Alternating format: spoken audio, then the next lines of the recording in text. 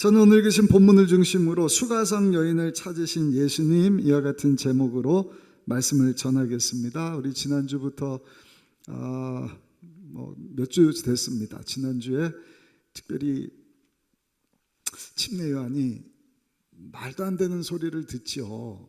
그러나 사실 그게 보이는 현상이었거든요. 당신 따르던 자들이 다 예수님 따라가고 당신에게 침례받는 자들이 다 예수님을 따라갔다, 이런 얘기를 듣습니다. 그러나 침례 요한이 멋진 고백을 합니다. 예수님은 흥하셔야 되겠고 나는 감춰지기를 원합니다. 사라져 없어져도 우리 예수님이 영광 받으신다고 한다면 그것은 나에게 큰 기쁨입니다. 이런 고백이 우리 삶 가운데 고백되어지기를 축복합니다. 오늘 본문도 보시면 예수님이 이렇게 보니까 바리새인들이 예수님과 함께 침례 주던 자들이 침례 요한과 침례를 주더라 하는 이야기를 들었다 얘기를 합니다. 또 2절에는 보면 사실은 예수님이 침례 요한과 침례를 준 것이 아니라 예수님의 제자된 자들이 침례 요한과 침례를 줬다. 이게 사단 원수마귀는 항상 좋은 일이 있으려면 그 가운데 분쟁을 일으킵니다. 하나님이 영광 받으시는 일, 사단 원수마귀가 빠지지 않아요. 그 영광을 딱 가로채려고. 그것이 큰 일이든 작은 일이든 하나님이 기뻐하시는 일을 하려고 하면 죽이고 도적질 멸망시키는 사단 원수마귀가 꼭 공격을 합니다. 저만 겪는 일입니까? 한번 생각해 보셔요. 교회 일이든 여러분들 가정 일이든 부부 사이든 직장 사업이든 이를 통하여서 하나님이 영광 받으시고 하나님이 기뻐하시는 일을 하려고 하는데 꼭 생각하지도 못한 일이 터지는데 와서 분쟁하게 하고 다투게 하고 경쟁하게 하고 서로 이간질시키는 일들, 우리 한번 읽어보실까요? 1절 2절 말씀 읽어보겠습니다. 예수께서 제자를 삼고 침례를 베푸는 것이 요한보다 많다 하는 말을 바리새인들이 들은 줄을 주께서 아신지라. 니네 선생이 예수보다 못하다며, 예수의 능력이 더 뛰어나다며 막 서로 다투게 만드는 것입니다. 헐뜯게 만듭니다. 2절에 보니까 뭐라고 말씀을 하시는가? 예수께서 친히 침례를 베푸신 것이 아니요 제자들이 베푼 것이라. 이 이간질이지 않습니까? 없는 말을 만들어내는 거예요. 있지도 않는 일인데 예수님께서 이에 반응하느냐? 반응하지 않으셔요. 왜? 거짓은 다 드러나니까. 아멘. 빛도 환하게 비추면 어둠이 물러가고 지나고 보면 그런 선한 일이, 그런 선한 뜻이 있었구나 하는 것을 깨닫습니다. 악한 것도 마찬가지입니다. 악한 일을 하고 막 이럴 때는 몰라요. 또 감춰요. 환한 데서 못하고 죄 짓는 것은 항상 어두운데, 지하 껌껌한데 아무도 모르겠지 쑥덕쑥덕하고 죄 짓고 하는 일들, 그게 공개 안 되겠습니까? 다 드러나요. 하나님은 공의로우신 분이십니다. 아멘. 저도 목회를 짧지 않은 시간 하지 않았습니까? 보면은 그 당시는 모르죠. 왜? 감췄으니까. 모르게 하는 일이니까. 근데 지나고 보니까 저런 못된 짓을, 저런 악한 짓을, 저런 잘못된 일들을 했구나. 혹 우리는 알지 못한다 할지라도 그 악한 것은요 반드시 드러납니다. 언제? 하나님이 지상 강림하시고 심판하시는 날, 심판의 때에 악한 것이 다 드러납니다. 아멘. 그 예수님이 그거 보시고 그것 때문에 나 시간 뺏기고 싶지 않고 지금 할 일이 많어. 3년 반 공생의 사역인데 예수님 뭐 하기 위해서 오셨습니까? 영혼 살리기 위해서 오신 것 아니에요? 그래서 예루살렘에 계시던 예수님이 저 북쪽 갈릴리 지역에 있는 수가라고 하는 수가성으로 향하여서 갑니다. 예루살렘에서 저 수가성 있는 쪽으로 가려면 세 가지 방법인데, 여러분들 보실 때 왼쪽에 지중해가 있어요. 그러니까 지중해 좋은 바닷길을 타고 올라가느냐, 아니면은 여러분들 보실 때 오른쪽 요단강 건너서 이쪽으로 이렇게 둘러서 북쪽으로 가느냐. 또 한 가지 방법은 정 가운데로 통과. 그것이 사실은 가장 빠른 지름길입니다. 그러나 사람들이 꺼려해요. 왜? 그 예루살렘 위쪽은 다 사마리아 지역이거든. 사마리아 사람들이 살던 지역이거든. 사마리아 사람들은 누군가? 과거에 이스라엘이 하나님께 범죄해서 아수르에게 망합니다.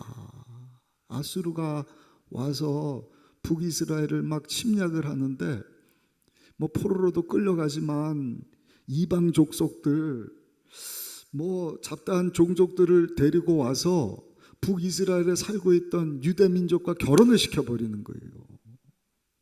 피를 섞게 만듭니다. 혼족을 하게 하는 것입니다.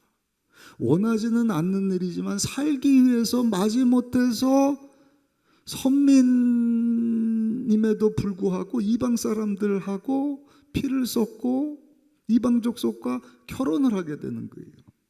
그 사람들이 사마리아 사람들입니다. 근데 사마리아 지역에 살지 않던 유대인들이 이 사마리아 사람들을 개 취급을 하는 거예요. 야, 니네는 이방 족속하고 피를 섞은 자들이지 않느냐. 본인들이 원해서 그런 것도 아닌데 참 안타까운 일이죠. 얼마나 사마리아 사람들을 무시하고 미워하는지 한 유대인 랍비가 하나님 앞에 기도한 기록이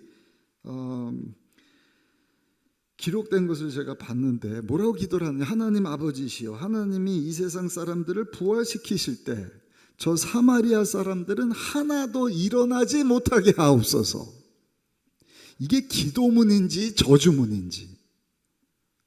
예수님 다시 오실 때, 하나님 다시 부활시키실 때 우리는 부활되지만 저 사마리아 사람들은 부활시키지 말아주세요.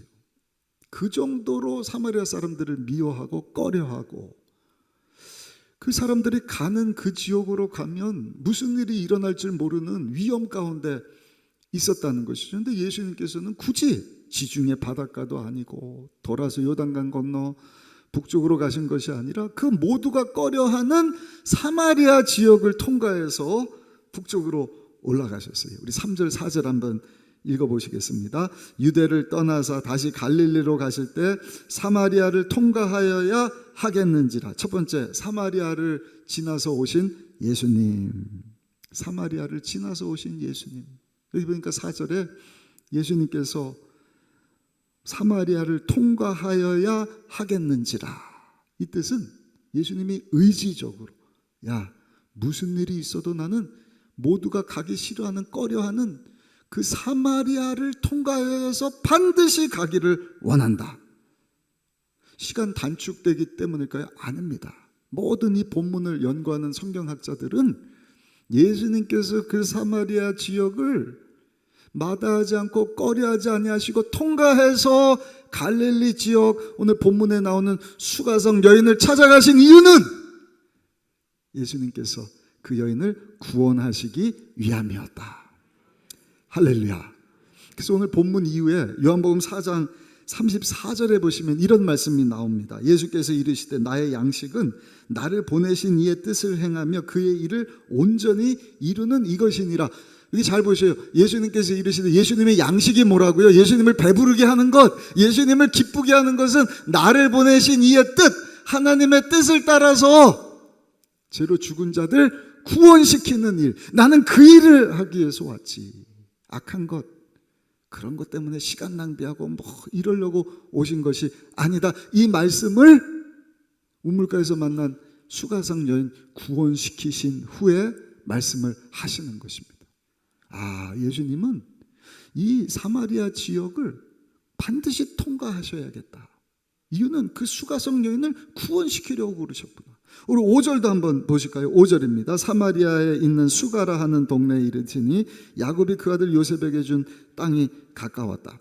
여기 수가라고 하는 곳은 구약 성경의 세겜입니다. 세겜. 아주 성경의 중요한 장소죠. 이 수가라고 하는 성에 우물이 있었는데 이 우물이 언제 지어졌다고요? 2000년 전 야곱이, 예수님 때로부터 과거 2000년, 그러니까 지금부터 4000년 전입니다. 야곱이 아들 요셉을 위해서 만들어준 우물이 있는 곳이었다. 그러니까 동네 사람들은요 2000년 동안 이 이물가에 와갖고요 생수를 얻어가고요 빨랫물을 얻어가고요. 그 우물가 6절에 보니까 그 우물가에 예수님께서 정오 6시쯤 성경에 나오는 이 그 유대인의 시간에 우리는 6시간을 더 해야 돼요. 그러니까 정오 12시입니다. 한낮 사막 이 광야 가운데 있는 도시 대낮 12시면 해가 쨍쨍 내리쬐는 날이지 않습니까? 아무도 나오고 싶어 하지 않는 그 시간 예수님은 그 전날 오후부터 밤이 새도록 그 다음날 정오 될 때까지 사마리아를 통해서 피지땀을 흘리면서 아무도 오지 않는 이 우물가에 찾아온 수가성 여인을 찾아오셨다. 여러분 이 수가성 여인은요 우리 요한복음 3장에서 살펴봤던 니고데모하고는 다른 여인입니다. 니고데모는 아주 덕망 있는 사람이잖아요. 산헤드린 공회 모든 이스라엘을 대표하는 랍비 중에서도 최고지 않습니까? 장로님들 중에서도 그런 그 높은 위치에 있는 사람이 아닙니다. 수가성 여인은요 과거가 지저분해요. 남편을 5번이나 바꿨다 그래요. 한 사람 이혼하고 재혼도 아니고 삼혼도 아니고 5번을 이혼을 했고 지금도 혼자 돼서 혼자 사는 것이 아니라 그냥 오고 가면서 만난 남자하고 살고 있더라. 성경에 나오지 않았지만 아마 그 여인은 몸을 파는 여자였을 것이라는 이야기가 있습니다. 그러니까 그 삶이 참 손가락질 받을 만한, 그래서 이 여인은 아침 시간이라든지 해가 진 저녁 시간에 나오는 것이 아니라 너무 더워서 감히 다른 사람이 엄두도 내지 못하는 그 햇빛이 쨍쨍 내리쬐는 그 정오 시간에 우물가에 달려왔다는 것입니다. 얼마나 손가락질을 많이 받았을까. 사람들이 많이 사는 것도 아니고 우리 사는 도시도 여러분 인구가 몇십만이다. 근데 사실은 뭐 한 집 건너 한 사람 건너면 다 아는 사람이고 다 아는 사람이고 그렇지 않습니까? 이제 지구촌이 그렇다 그래요. 얼마 전에 보니까 미국에 우리 이민 간 분이 800만이다. 전 세계 미국에만 사는 한인들이 200만이다. 남가주에만 50만이 산다. 전화 한 통하면 다 아는 사람이에요. 한두 사람만 건너면 다 아는 사람. 근데 몇 가구 안 되는 그 동네에 이 수가성 여인이 당했던 그 수치심, 그 모멸감, 그 손가락질 당함, 그 수모, 여러분 한번 생각해 보세요. 참 안타까운 일이지 않습니까? 만나는 사람마다 뭐 그랬대, 아유 어쩌다 저랬을까. 아마 이 여인은요 누구하고 허심탄회하게 마음을 놓고 말할 수 있는 사람이 한 사람도 없었을 것입니다. 정신분석학자들, 심리학자들이 얘기를 합니다. 건강한 정서를 유지하려면 적어도 6명의 사람이 필요하다는 것입니다. 내 마음에 있는 것을 허심탄회하게 말할 수 있는 6명의 사람들이 있으면 정사적으로 그 사람은 건강한 사람이라는 것입니다. 이것이 부모님이 됐든 배우자가 됐든 자녀가 됐든 정말 믿고 함께 이야기할 수 있는 친구가 됐든 교회에서 신앙 상담할 수 있는 목사님, 전도사님, 기도 제목 부탁할 수 있는 사람이 6명만 있으면 그 사람은 아주 정서적으로 안정적인 사람이라는 것이죠. 그런데 이 여인에게는 아마 그 6명이 없었을 것 같아요. 어쩐 이유에서든지 다 헤어지고 한 사람 겨우 이제 만나서 사는데 누구한테 자기 얘기를 할 수가 없어요. 누구 얘기를 들어줄 수도 없어요. 그 마음 가운데 있던 어떤 공허함, 정서적인 불안감, 이 여인에게 여러분 모릅니다. 우울증이 있지는 않았을까. 정서적으로 불안하면 우울증이 찾아온다 그러거든요. 그런데 놀라운 사실은요, 오늘날도 도시에 사는 주부들 가운데 2명의 주부 중에 한 사람은요 우울증 증세가 있다. 신경정신과 전문입니다. 정성덕 씨 연구에 의하면 도시 여성 2명 중 1명은 문제가 무엇인지도 정확하게 모르고 우울증 증세를 앓는데 그냥 가슴이 답답하고 의욕이 없고 만사가 귀찮고 도무지 일에 손에 잡히지 않는다. 심지어는 죽고 싶은 마음이 든다고 합니다. 아마 코로나가 이제 3년 이어지니까 이런 우울증 가운데 살아가고 있는 분들이 있는지 모르겠어요. 한국에서만 그런가 그렇지 않습니다.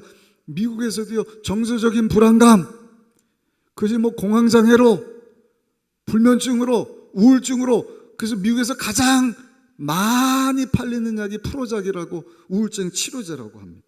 감사한 것은요, 우리 예수님께서 여러분 이런 여인을 위하여서 세상 가운데 오셨고, 그 여인을 만나 구원의 일을 이루시려고 사마리아 지역을 통과하셨고, 땀 흘리고 아무도 만나주지 않는 그 시간에 기다리셨다가 이 예수님을 만나주셨다는 사실. 사랑하는 성도 여러분, 그 예수님은요, 오늘도 저 여러분들을 만나시기를 원하시는 분이심을 기억하시기를 예수님 이름으로 축복합니다. 이미 이사야 선지자가 그 예수님이 오셔서 누구를 만나실 것인지를 예언하시지 않으셨습니까? 우리 잘 아는 이사야서 61장 1절 말씀 같이 한번 크게 읽어보시겠습니다. 주 야훼 영이 내게 내리셨으니 이는 야훼께서 내게 기름을 부으사 가난한 자에게 아름다운 소식을 전하게 하려 하심이라. 나를 보내사 마음이 상한 자를 고치며 포로된 자에게 자유를, 갇힌 자에게 노임을 선포하며. 할렐루야, 할렐루야. 니고데모와 같이 높은 위치에 있는 사람도 만나주시. 이 수가성 여인과 같이 가장 밑바닥에 있는, 누구도 만나주지 않는, 아니 심각한 정서 불안에 우울증에 사로잡힌 이러한 사람 또한 찾아오셔서 포로된 저들을 자유케 만들어 주시고 갇힌 자에게 노임을 선포해 주시기를 원하시는 예수님. 오늘 이 아침에 그 예수님 만나고 돌아가시기를 예수님 이름으로 축복합니다. 생수 되시는 예수님을 우리가 마실 수 있어야 돼요. 감사한 것은 그 여인을 예수님이 찾아가셔서 약속을 하셔요. 영원토록 목마르지 않는 생수를 너에게 주기를 원한다. 예수님이 말씀하신 생수는 구원입니다. 근데 예수님 자신이 이 여인에게 구원자가 되어 주셨어요. 근데 예수님께서 주시겠다고 약속하신, 여러분, 이 생수는요, 단순히 예수님 영접하고 죄 용서함 받고 천국 가서 살게 되는 거듭남만 말씀하시는 것이 아닙니다. 사랑하는 자여, 내 영혼이 잘된 같이 내가 범사에 잘되고 육체가 강건하고 생명을 할 때 풍성히 얻기를 원한다. 죽어서만이 아니라 이 땅에 사는 동안에도 생수 되시는 예수님을 마심으로 저 여러분들이 이 땅에 사는 동안에 예수님으로 천국을 경험하게 하시기 위하여 우리 가운데 오신 것을 믿으시기를 예수님 이름으로 축복합니다. 오늘 본문 이후 13절 14절에 이렇게 말씀을 합니다. 예수께서 대답하여 이르시되 이 물을 마시는 자마다 다시 목마르려니와 내가 주는 물을 마시는 자는 영원히 목마르지 아니하리니 내가 주는 물은 그 속에서 영생하도록 솟아나는 샘물이 되리라. 예수님 만나는 순간부터 영원까지, 그러니까 죽어서 천국 가서만 그 생수를 마시는 것이 아닙니다. 그 천국을 누리는 것이 아닙니다. 이 세상에 사는 동안에도 영원토록 목마르지 않도록 하시는 생수를, 샘물을 내어 주시겠다. 생수는요, 목마름을 해결하는 놀라운 힘이 있지 않습니까? 요한계시록 21장 6절에도 보니까 이렇게 말씀을 합니다. 또 내게 말씀하시되 이루었도다. 나는 알파와 오메가요 처음과 마지막이라. 내가 생명수 샘물을 목마른 자에게 값없이 주리라. 영원토록 목마르지 않는 생수를 값없이 저 여러분들에게 주시겠다. 그러니까 목마를 때 마시고 그 갈증을 해결하는 것과 비교할 수 없는, 여러분, 우리의 갈급함을 우리 예수님께서 다 해결해 주시겠다. 이 여인은 그 예수님을 만나고 그 갈급함이 해결이 되었어요. 그 무엇으로도 해결할 수 없는 그 갈증이, 그 갈급함이 다 해결이 됩니다. 과연 여러분, 영원토록 마르지 않는 생수를 마신 여인의 모습 우리 잘 알지 않습니까? 한번 오늘 본문 뒤에 나오는 내용인데요, 4장 28절로 가셔서 30절까지 한번 읽어보시겠습니다. 같이 읽습니다. 여자가 물동이를 버려두고 동네로 들어가서 사람들에게 이르되 내가 행한 모든 일을 내가 말한 사람을 와서 보라. 이는 그리스도가 아니냐 하니 그들이 동네에 나와 예수께로 오더라. 여러분, 이유가 뭡니까? 아니, 이 고운 물동이를 이 여인이 갑자기 내동댕이 치더니 남들이 손가락질하고 욕하든 말든 그 자신에게 비아냥거리고 욕하는 사람들을 향하여서 내가 만난 예수님을 당신도 만나야 됩니다. 와서 그분을 만나십시오. 이유가 뭡니까? 예수님을 만나고 생수를 마셨기 때문이지 않습니까? 그 전까지는 과거가 부끄러웠어요. 남편이 5이나 되었다. 아주 부끄러운 삶을 살았다. 그런데 그냥 오고 가면서 들었던 구원자 되시는 분, 메시아, 기름 부음 받으신 그리스도 되시는 분이 바로 이분이시구나, 예수님이시구나 하는 것을 깨닫는 순간 이 여인에게는요, 말로 할 수 없는 큰 기쁨이 여러분 샘솟듯 찾아왔다는 것입니다. 사실 이 얘기가 어떻게 보면은 전래동화처럼 들려요. 목사님, 그거야 2000년 전 사건이고요. 그냥 과거가 복잡하고 손가락질 당하는 여인의 이야기지 않습니까? 나는 남자고 나는 현대를 살고 그 여인의 이야기가 지금 오늘의 나와 무슨 상관이 있습니까? 그렇게 말할 수 있죠. 그러나 여러분, 그 여인과 저 여러분들에게 똑같은 공통점 하나가 있는데, 그것이 뭔가? 우리 영혼의 갈급함입니다. 마음의 갈증입니다. 보세요. 사람들 원하는 것, 좋은 데 가기를 원해요. 그래서 세계적인 명문 하버드를 나오고 예일을 나오고 영국 옥스퍼드 캠브리지 대학을 나옵니다. 그럼 그것으로 끝인가? 그 다음에는 직장을 얻어야 되잖아요. 왜? 돈을 벌어야 되니까. 그 비싼 학교 다니면서 대출받은 대출금을 갚아야 되고 먹고 살아야 되니까 직장을 찾지 않습니까? 그래서 좋은 직장을 찾았는데 거기서 만족합니까? 그 다음엔 승진해야죠. 더 좋은 직장 얻어야죠. 돈 버는 것도 마찬가지죠. 더 많은 돈을 벌어야죠. 출세도 마찬가지입니다. 얻은 권력, 야, 이것보다 더 많은 권력, 더 많은 사람이 알아주고 더 높이 올라가야지. 끝이 없어요. 쾌락도 마찬가지입니다. 먹어보고 가져보고 취해보고 누려보고 다 다녀보고 해봤지만 거기 만족함이 있는가? 아무리 즐거워해도 해결되지 않는 영적인 갈증. 오늘 3부 예배 가운데 오신 여러분들 중에 혹시라도 이런 영적인 갈급함이 있다고 한다면, 여러분들 영혼의 생수 되시는 예수님을 만나고 돌아가시기를 예수님 이름으로 축복합니다. 어떻게 만나느냐? 마음문을 활짝 여는 것입니다. 내 이 갈급함을 해결하실 수 있는 분은 생수 되시는 예수님 한 분이신데, 오셔서 내 인생의 주인이 되어 주옵소서. 그리고 내 인생의 주인 되시는 예수님께 여러분의 수고하고 무거운 모든 짐진 것들, 그것이 영적인 갈증뿐만 아니라 가정의, 직장의, 사업장의, 재정의, 배우자, 자녀의, 앞날의 모든 문제를 다 맡기는 것입니다. 할렐루야. 우리는 그런 신앙의 태도를 믿음이라고 하죠.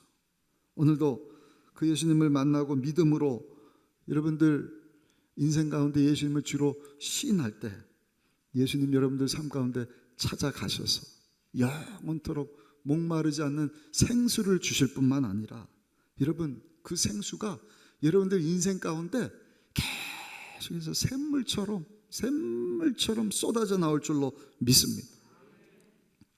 예전에 한 시골 사는 할머니가 계셨어요. 아들 하나인데 이 시골 사는 어머니가 힘들게 사는 거예요. 아들이 보내주는 용돈 조금 하고 시골 한 마을에서 그냥 소일하면서 버는 돈하고 그냥 근근히 한 달 이렇게 사는데, 한 번은 이제 도심에 사는 아들네 집을 찾아온 거예요. 며칠을 지나는데 하루는 보니까 아들이 아침 일찍 출근한다고 나가고, 그 며느리도 어머니 저 볼일 좀 보고 올게요 그러고 나갔는데 할 일 없이 그 집안에 혼자 이렇게 우두커니 앉아 있는데 그 탁상 위에 있는 한 노트가 눈에 확 들어오더래요.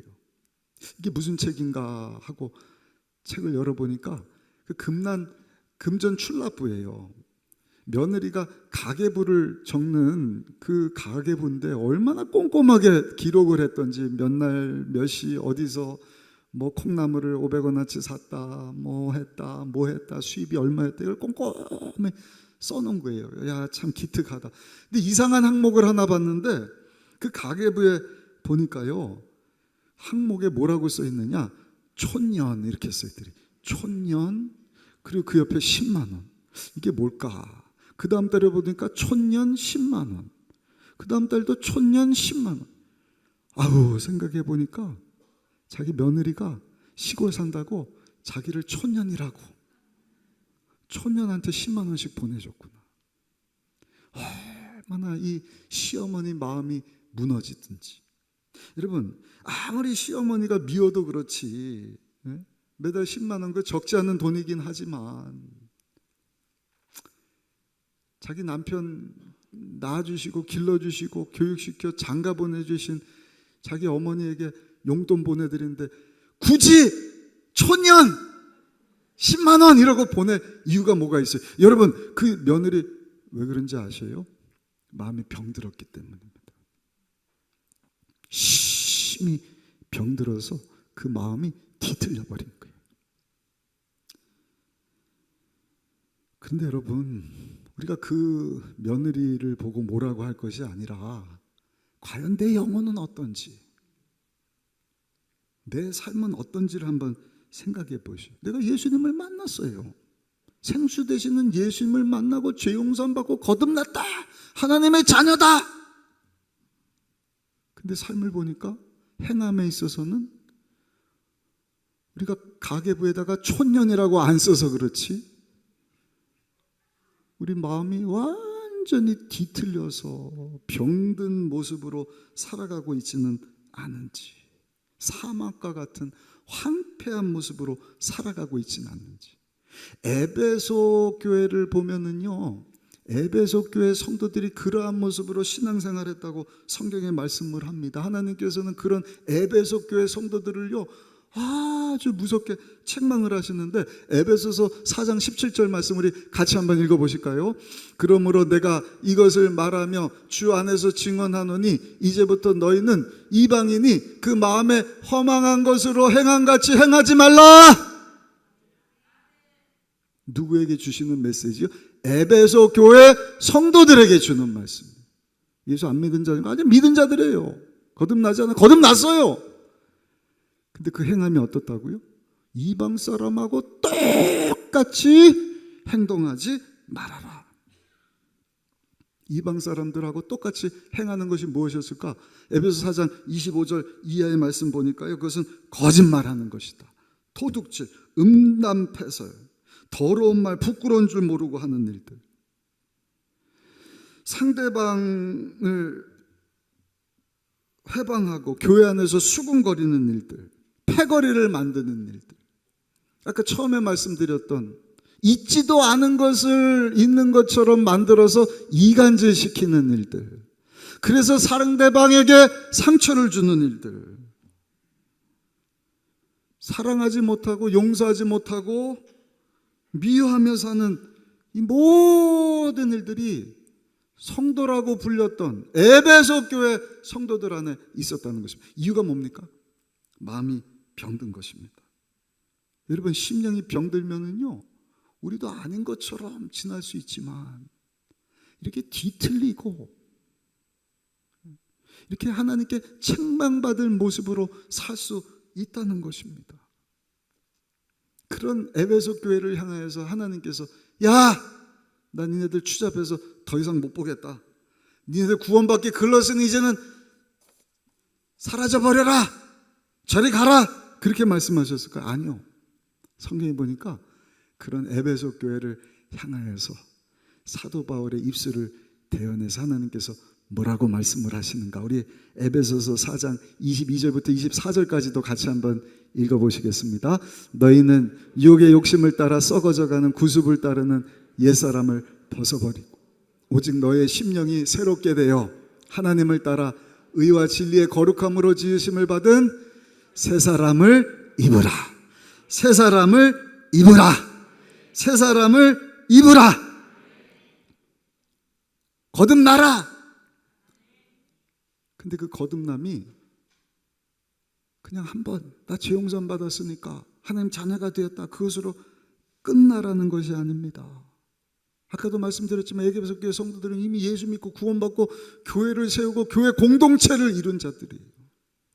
그러나 행함에 있어서는 온갖 악한 것이 가득한 저들을 향해서 하나님께서요 책망하시면서 옛사람의 구습을 버려야지. 생수 되시는 예수님을 만났고 그 생수를 마시는 자라고 한다면 이제는 새 사람으로 새 옷을 입고 살아야 될 것 아니냐.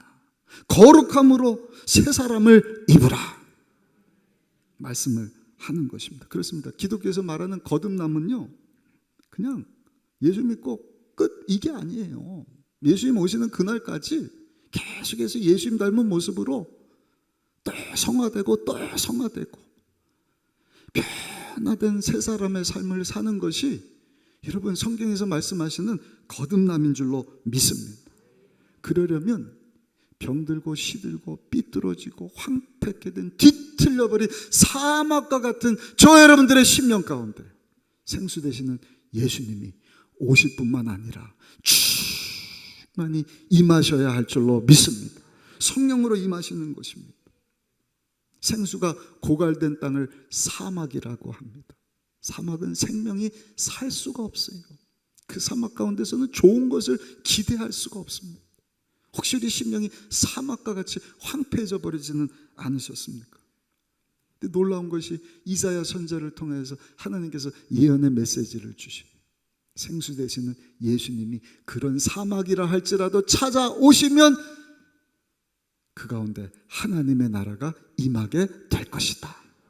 우리 이사야서 35장 7절 8절 말씀도 같이 한번 읽어보겠습니다.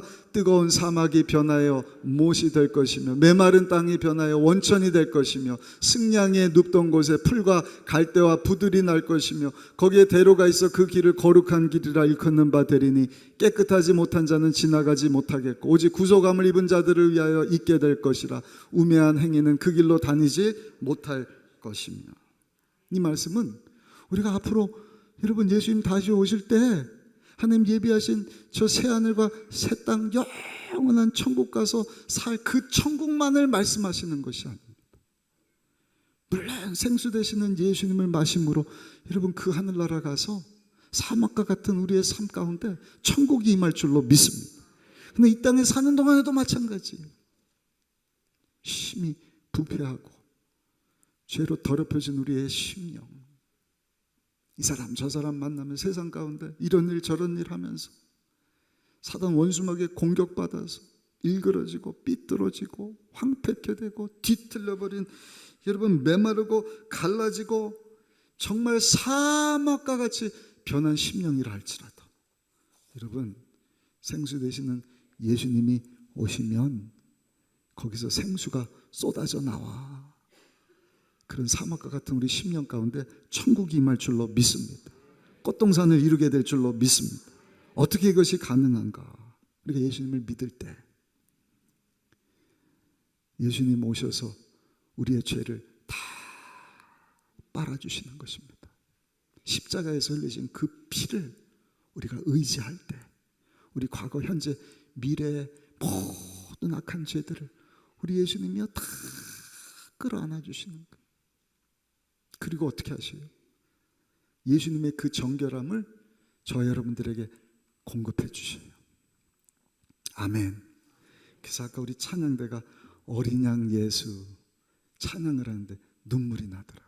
장로님들하고도 잠깐 나눴지만 여러분 구약시대 때 예수님이 짐승 잡아와라 5가지 종류입니다. 황소, 양, 염소, 비둘기, 가루 이거 가지고 큰 죄면 황소를 잡아요. 적은 죄면 양을 잡습니다. 비둘기를 잡습니다. 잡은 거 가지고 어떻게 해요? 껍질 벗기고 그 재물을 번제단에다 던져서 불태워버리는 것입니다. 그 냄새가 좋겠어요? 피냄새, 짐승 여러분 살 타는 냄새 끔찍하지 않습니까? 근데 하나님께서는 그 향을 받으시면서 향기로운 냄새다. 우리 예배 드리는 것도 향기로운 냄새다, 향기다. 하나님 우리 예배를 흠양하여 주옵소서. 여러분 물론 아름다운 찬양 우리 마음과 뜻과 정성 다 모든 하나님 앞에 드리는 이 모든 것도 하나님이 기뻐 받으시지만 하나님께서 원하시는 것은 거룩함이지 않습니까? 내가 거룩하니 너희도 거룩할지니라. 그 짐승을 잡아서 번제단에다가 우리 죄를 전가시켜서 짐승을 탁 던지고 불태울 때 우리의 죄가 막 없어지는, 그러면서 생겨나는 그 향기를 하나님은 맡으시면서, 야, 내 백성이 죄 용서를 받고 정결하게 되는구나, 거룩한 나의 모습을 닮아가는구나, 너무 좋다. 근데 거기서 끝나는 게 아니죠. 여러분, 하나님께서 짐승 잡을 때 어떤 짐승 잡으라 그러셨어요? 흠없고 점없는. 왜? 하나님은 에이뿔 한우를 좋아하시니까 야, 이왕이면 비싼 거, 좋은 거, 흠없는 거 잡아와라 그런 것일까요? 아니요. 은도 금도 하나 다 하나님의 것이에요. 근데 왜 내 죄를 정가하기 위해서 흠없는 양, 흠없는 소를 잡아오라 그러셨을까? 내 죄가 그 짐승에게 전가되지만 하나님 앞에, 여러분, 그 제물이 불타 없어짐으로 말미암아 내가 잡아온 그 짐승의 흠없고 정결함이 나에게 찾아오는 것입니다. 이해가 되셔요? 이해가 되셔요?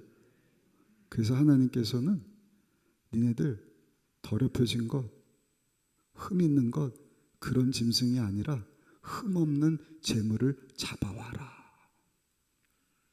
거기에 네 죄가 전가되고 그 흠없는 짐승의 정결함이 너에게 임하게 될 것이다. 그래서 예수님이 죄 없으신 어린 양이 되어주시는 것입니다. 아까 광고했지만 우리 4월 17일 부활주일날 모든 성도들이, 이 사실은 성찬식을 매일 해도 은혜가 되거든요. 우리 교단 한 달에 한 번씩 하는데 작년 5월에 하고 지금 1년 가까이 못했어요. 여러분들 혼자 오지 마시고 사랑하는 가족들, 이웃들, 이 성전에서 하는 일이 뭔가, 우리에서 십자가 흘리신 예수님께 우리의 죄를 다 아뢰고 예수님의 정결함으로 정결함을 얻는 장소인 줄로 믿습니다. 한 가지 더 해서, 그러면 우리가 죄 짓고 예수 피의에서 회개하고 정결하게 하나님 앞에 서고 또 죄 짓고 이거 반복하느냐? 맞습니다. 근데 거기서 끝나지 않아요. 여러분, 우리가 정결함을 입고 하나님 앞에 서게 되면 거룩하신 하나님께서 성령으로 우리 가운데 임하여 주시는 줄로 믿습니다. 그러니까 하나님의 능력이 우리의 능력이 돼요. 하나님의 지혜가 우리의 지혜가 돼요. 하나님의 창조적인 일들을 할 수 있습니다. 예수님께서도 그러셨어요. 예수님이 하신 일도 우리가 할 것이요 그보다 더 큰 일도 할 것이다. 하나님께서는 하늘로부터 힘과 능력을 더하여 주실 것이다. 누구에게? 정결한 자예요. 더러운 자, 악한 자, 뭐가 좋다 그런 자들에게 하나님이 하늘의 지혜와 힘과 능력을, 재능을 더하시겠습니다. 주의 보혈을 의지해서 정결하게 하나님 영광에서 살기를 원하는 자에게 하나님께서는 하나님의 능력을, 여러분, 하나님의 새 생명을 더하여 주시는 줄로 믿습니다. 그 사람은 하나님의 사랑을 아는 거예요. 자기 자신의 가치를 아는 거예요. 그리고 그 이후부터는 인생을요 허비하지 않습니다. 생수 되시는 예수님을 모시고 그 예수님으로 충만해서 성령 충만한 변화된 하나님의 자녀된 삶을 사는 것입니다. 하나님의 생명을 얻은 자처럼 살게 되는 것입니다. 어떻게 해요? 하나님 영광을 위해서 먹든지 마시든지 무엇을 하든지, 돈을 버는 일, 공부하는 일, 가정에 무슨 일 하든지 내 육이 아니라 하나님 영광. 어떻게 하나님을 기쁘시게 할 수 있을까? 결론입니다. 수가성 여인 찾아오신 예수님, 그 사마리아 지역 다 마다하지 않으셨어요. 그 땀 흘리시는 수고 다 개의치 않으셨어요. 한 영혼이라도 예수님께서 구원시키시고자 찾아오신 생수 되시는 예수님이요, 오늘 순복음 의정부교회 3부 예배 참석하신 저 여러분들에게도 생수를 주시고자 와 주신 줄로 믿습니다. 그 예수님을 모셔 드릴 수 있으시기를 바라고, 이미 나 예수 믿어요, 거듭났어요, 직분 받았어요, 신앙생활 30년 했어요. 그런데 여러분들 심령이 뒤틀렸다, 거듭난 성도의 삶을 살지 못하고 썩어져 가는 옛 구습을 따라서 살아왔다고 한다면, 생수 되시는 예수님, 내 인생 가운데 충만히 임하여 주옵소서. 내 죄는 다 가져가시고 예수님의 그 정결함으로 저를 새롭게 하여 주옵시고, 나를 통하여서 하나님을 기쁘시게 하는 삶 살아갈 수 있는 하나님의 능력으로, 하나님의 생명으로, 하나님의 지혜로, 하나님의 창조적인 일로 주여 나를 축복하여 주셔서 이 땅에 사는 동안 예수님으로 생명을 얻되 풍성히 얻는 삶 살게 하여 주옵소서. 그것이 뭘까요? 전도입니다. 예수님처럼 아무도 안 가려고 하는, 누구도 하려고 하지 않는 그 예수님이 하신 것처럼 하나님이 찾으시는 그 영혼을 찾아 나설 수 있는 우리 순복음 의정부교회와 오늘 3부 예배 참석하신 저 여러분들이 다 되시기를 예수님의 이름으로 축원합니다. 축원합니다.